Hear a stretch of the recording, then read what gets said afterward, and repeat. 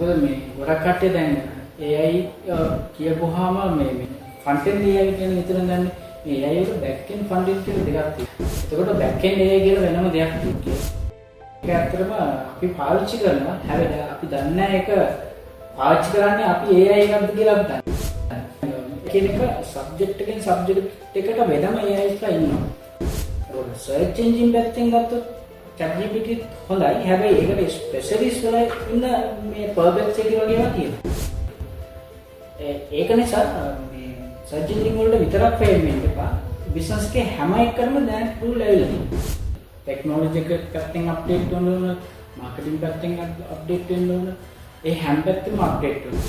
දැන් ඒ AI වලට ඔයාගේ කම්පැනි ඇතුලේ පොසිෂන් එකක් හැදුවේ නැති වුණොත් අර යන ට්‍රෙන්ඩ් එකේ යන කම්පැනිස් අතරින් ඔයා කොම්පිටිමන්ට් කරන්නේ. ඔයාගේ මාකටිං වලටයි, ඔයාගේ මැනේජ්මන්ට් වලටයි, ඔයාගේ කම්පැනි තියෙන හැම පොසිෂන් එකකටම AI අනිවාර්යයෙන්ම ඕන වෙනවා. AI පාවිච්චි කරන්න නෙවෙයි, AI අනිවාර්යෙන් පාවිච්චි